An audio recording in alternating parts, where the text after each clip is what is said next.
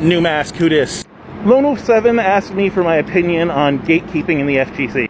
I tried to stitch him, but for some reason it was erroring like crazy, so I'm just making a new video here.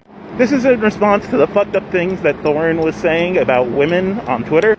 So, thing number one that people need to realize. If you're a good TO, or a good commentator, or a good player, or even a good designer, that does not give you brownie points against your responsibility to be a good person. If you act like a dick, you are still a dick, regardless of what you've done for esports or the FGC in the past. This, among other reasons, is why Mike Z did not get any slack when This, among other reasons, is why Mike Z didn't get any slack when his behavior came out. And it's why Filipino Champ got ostracized when he said fucked up things. It doesn't matter if you're a superstar, if you act like a dick, you're still a dick. Now thing number two. Gather round, youngsters, and let me tell you a story of the FGC of old. I grew up as the oldest of a family of three. My dad worked construction and my mom didn't work. That meant that we weren't all that well off. Part of the reason I got into fighting games? You could afford them. A quarter and some skill was all you needed to play for hours. And you gotta remember, in the 70s, 80s, and 90s, arcades were not looked at as family-friendly places. They were where social rejects went. Freaks, geeks, punks.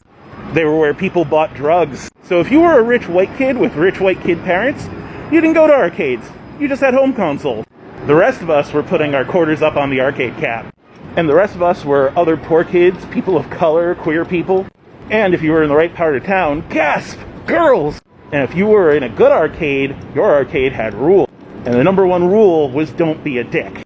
As long as you had a quarter, you could play. In fact, even if you didn't have a quarter, the owner of Fun and Games, the arcade I used to play at, would give kids who didn't have money a couple quarters so they could get some games in. Anyone could play. Fighting games and all games were for everyone as long as you weren't for everyone. And if you were caught being a dick, it fell to 6'4" motherfuckers like me to boot your ass out of the arcade. That is the fighting game community's roots. That's all gaming's roots. Now, Thorin isn't really part of the FGC, but I've seen people in the FGC do the shit that he's done. And every time someone goes off like that, saying fucking misogynistic bullshit, I think everyone needs to remember their goddamn roots. Because that is the sort of shit that would have gotten you kicked out of my arcade. And I think going into the future, the FGC should remember that. It sucks to see that we earned our reputation as a community where anyone could come and play, and it would be safe. And to see that slowly eroded by assholes. And I've kept that philosophy in the tournaments that I organized this day. Or at least the ones I did before COVID shut down tournaments. So I said those stories to basically make this point. If you're a gatekeeper, if you're toxic in any way, go fuck yourself. We don't need you, because in our arcade, all you need to play is a quarter. And if you don't have a quarter, I'll give you one myself.